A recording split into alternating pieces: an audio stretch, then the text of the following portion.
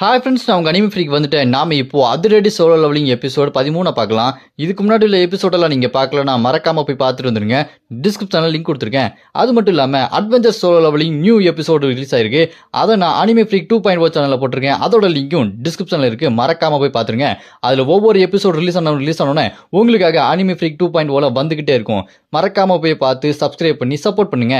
சரி வாங்க, நம்ம இப்போ எபிசோட் 13க்குள்ளே போகலாம். போன எபிசோட் கடைசியில் நம்ம ஹீரோ அந்த கிராப் கில்டு பாஸ் கொண்டதுக்கு அப்புறம் நம்ம ஹீரோட ஃப்ரெண்ட் திடீர்னு போன் பண்ணி, டே என்ன வேலை பார்த்துருக்க தெரியுமாடா, விண்வெளியில் ஒரு பயங்கரமான ஏவுகணை இருக்கு, அது இப்போ பூமியை நோக்கி வரப்போகுதுடா அப்படின்னு சொல்லிட்டு சொல்லும்போது விண்வெளியில் பயங்கரமான ஒரு மிசைல் இருக்கும். அதை அப்படி பூமியை பார்த்துட்டு இருக்கும்போது அதோட போன எபிசோட் முடிஞ்சிருக்கும். வாங்க நம்ம இந்த எபிசோடுல என்ன நடக்குதுன்னு பார்க்கலாம். இந்த எபிசோட் ஸ்டார்டிங்ல நம்ம ஹீரோட ஃப்ரெண்ட் ஹீரோ கிட்ட, டே பயங்கரமான ஒரு மிசைல் பூமியை பார்த்து வருதுடா அப்படி சொன்னோன்னே அதை கேட்டு ஹீரோ என்னடா சொல்ற அப்படி கேட்பான். பூமிக்கு வெளியில சேட்டலைட் மேலே பயங்கரமான மிசைலே இருக்கும். ஏதோ 1-2 இருக்குன்னு பார்த்தா பெரிய ராக்கெட் மாதிரி அப்படி கீழே வந்துட்டு இருக்கும் பாருங்க. பூமியிலேருந்து தான் ராக்கெட் போய் பார்த்துருப்பீங்க. இப்போ பூமிக்குள்ளேயே ஒரு பயங்கரமான ராக்கெட் மிசைல் வந்துட்டு இருக்குது.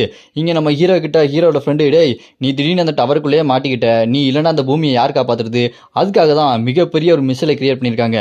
அந்த மிசைல் வந்து இந்த பூமியை அழிக்க வர மான்சரை அசால்ட்டாக கொண்டுடும். இதில் என்ன பெரிய சிக்கல்னா, நீ கொன்ன பற்றி அந்த கிராப் கில்டு பாஸ் அவனும் crocodile கில்டு பாஸ் இவங்க தான் உருவாக்குனாங்க. இந்த கிராப் கில்டு பாஸை நீ கொண்டுட்ட இல்லையா, அதனால என்ன பண்ணியிருக்கான், அவன் இருக்க இடத்துல அவனுக்கு ஏதாச்சும் ஆச்சுன்னா மிசைல் ஸ்ட்ரைட்டாக வந்து அட்டாக் பண்ணுற மாதிரி பண்ணியிருக்கான். இப்போ ஸ்ட்ரைட்டாக நீ இருக்க இடத்துக்கு தாண்டா அந்த மிசைல் வந்துட்டு இருக்கு அப்படி சொன்னேன்.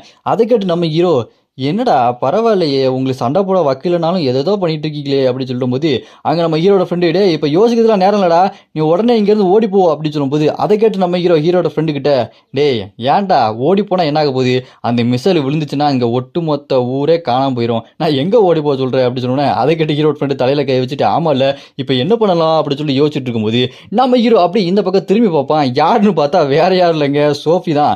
சோஃபியை பார்த்தோன்னா நம்ம ஹீரோ, என்கிட்ட ஒரு ஐடியா இருக்கு அப்படி சொல்லுவானா. சோஃபி நம்ம ஹீரோ பார்த்து என்ன யோசிக்கிறான் அப்படி சொல்லிட்டு முடிச்சுக்கிட்டு இருப்பா. அந்த மிசைல் மிகப்பெரிய ராக்கெட் மாதிரி கீழே வந்துக்கிட்டே இருக்கும். அது கீழே வந்துக்கிட்டே இருக்கும்போது அனௌன்ஸ் பண்ணுவாங்க, மிசைல் வந்துக்கிட்டு இருக்கு, அந்த மிசைல் வந்துச்சுன்னா அந்த ஊரே அழிஞ்சிரும், மக்கள் எல்லாம் ஓடுக்கு அப்படி சொல்லும்போது அங்கே சியோல் மக்கள்லாம், ஏன் இந்த மாதிரி மக்கள் இருக்க இடத்துல எதனா அனுப்புறாங்க, டெலிபோர்ட் பண்ணுறா அப்படி சொல்லிட்டு ஒருத்தர் சொல்லும்போது, டே இப்போ என்கிட்ட அந்த பவர் இல்லடா அப்படி சொல்லிட்டு அவன் சொல்லிட்டு இருப்பான். மக்கள் எல்லாம் பதறி அடிச்சுட்டு ஓடிட்டு இருப்பாங்க. அங்கே நம்ம ஜேவும் அவனோட அக்காவும் இந்த மிசைல் வந்துகிட்டு இருக்கா அப்படின்னு சொல்லிட்டு அவங்க 2 பேர் பார்த்துட்டு இருப்பாங்க. அப்படி பார்த்துக்கிட்டு இருக்கும்போது திடீர்னு பார்த்தா பில்டிங் எல்லாம் ஒட்டச்சு சத்தரம் அடிச்சுட்டு மேலே ஏதோ பயங்கரமான வெளிச்சம் போயிட்டு இருக்கும். அதை கீழே இருக்க மக்கள் எல்லாம் பார்த்துட்டு, என்னது யாரு இது அப்படி சொல்லிட்டு ஜெயலாம் பார்ப்பான். பார்த்தா வேற யாரும் இல்லை, நம்ம ஹீரோ தான்.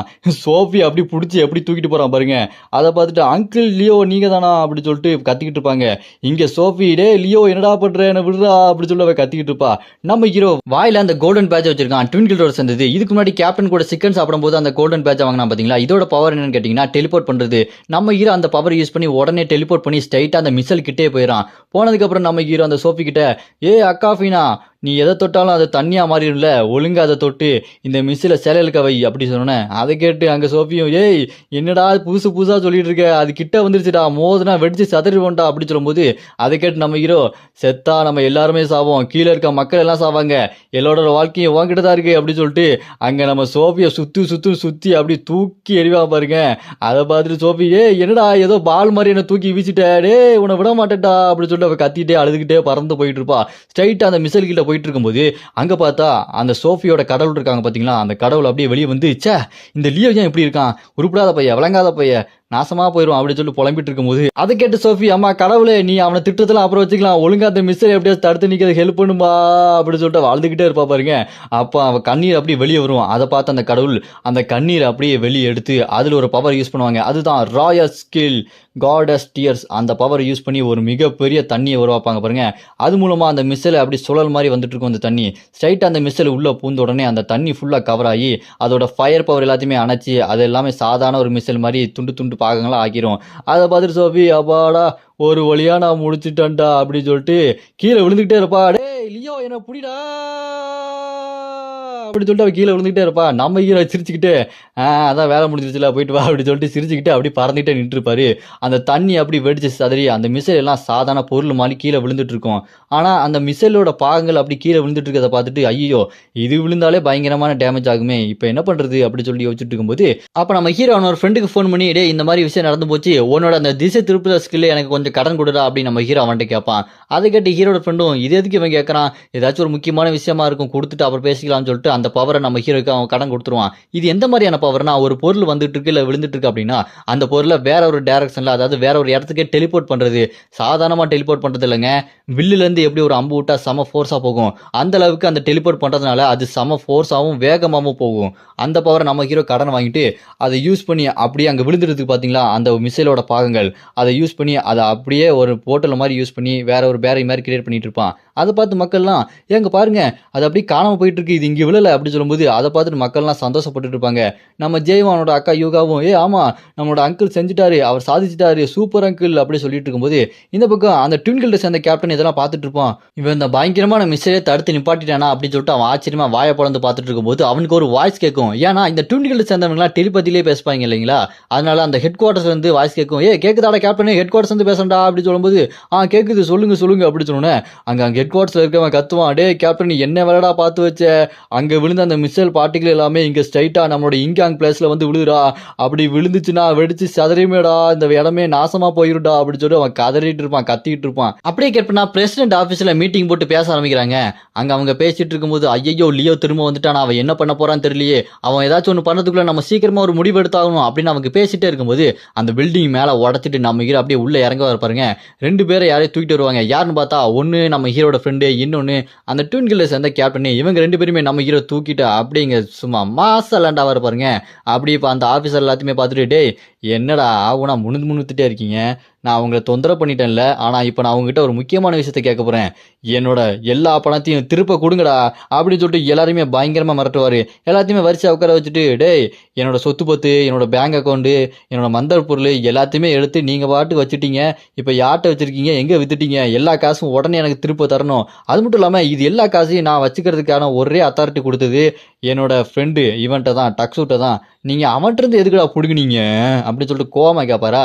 அதை கேட்டு அங்கே இருக்க ஒரு ஆஃபீஸர், இதெல்லாம் ரொம்ப கஷ்டங்க, நாங்கள் கொரியா கவர்மெண்ட்டு, அவர் ஒரு ஆஸ்திரேலியன் சிட்டிசன், என்னதான் கொரியாவில் இருந்தாலுமே அவர் இந்த நாட்டு சேர்ந்தவர் இல்லைல்ல, அதனால அவர் மேலே எங்களுக்கு நம்பிக்கை இல்லை, அதனால தான் நாங்கள் அவர்கிட்ட இருந்து பிடிங்கி வேற ஒருத்தட்ட கொடுத்துட்டோம் அப்படின்னு சொன்னேன். அதை கேட்டு நம்ம ஹீரோ அந்த சொன்னான் பார்த்தீங்களா அந்த ஆஃபீஸர், அவன் மூஞ்சிலேயே ஓங்கி ஒரு குத்து பொழுக்குன்னு வச்சிருவாரு.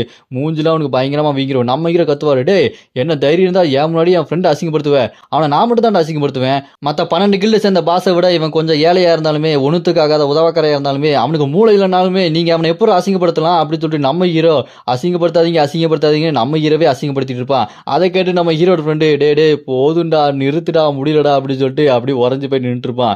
அப்படியும் விடாம நம்ம ஹீரோ டேய் நீ ஏன்டா இந்த மாதிரி நிலவனா இருக்க, உங்ககிட்ட இருந்து பிடுங்கினா நீ எதுக்கிட்ட அமைதியாக இருந்த, நீ பிடிங்கிருக்க வேண்டியதானே, நீ ஏன்டா இப்படி பண்ற, சரி விடு, உன்னை எல்லாருமே இப்படி அசிங்கப்படுத்துறாங்கல்ல, நீ என்னதான் வேஸ்டா இருந்தாலும் உன்னை இப்படி அசிங்கப்படுத்திக்க கூடாது, சரி விடு விடு கவலைப்படாத, உன் மனசை தேத்திக்கடா, நான் உனக்காக இருக்கேன் அப்படின்னு சொல்லும்போது அங்க நம்ம ஹீரோட ஃப்ரெண்ட் அழுதுட்டே டே அவனுக்கு எங்கடா அசிங்கப்படுத்துறாருங்க, நீ தான்டா அசிங்கப்படுத்திட்டே இருக்க அப்படின்னு சொல்லிட்டு அழுதுகிட்டே இருப்பான். நம்ம ஹீரோக்கு பயங்கரமான லுக்குங்க.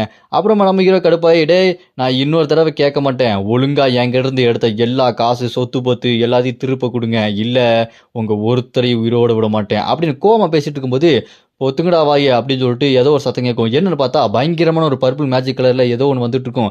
அதை பார்த்துட்டு அந்த கேப்டனு ஐயோ இது என்னது, இதோட வாய்ஸ் நான் கேட்டிருக்கேனே அப்படின்னு சொல்லி பார்த்துட்டு இருக்கும்போது ஏதோ ஒரு பொண்ணு ஹை ஹீல்ஸ் போட்டு வந்துட்டு இருப்பா. இவ ஒரு வழியா வந்தாளா அப்படின்னு நம்ம ஹீரோ பார்த்துட்டு இருக்கும்போது அங்க யார் வந்திருக்கா அப்படின்னு பார்த்தா அந்த ட்வின் கில்ட சேர்ந்த பாஸ் தான் வந்திருக்கா. இவளோட பேரு ஹேசு. இவ இந்த கடலோட சக்தி யூஸ் பண்ணிட்டு இங்க வந்து பயங்கரமா நிப்பா பாருங்க.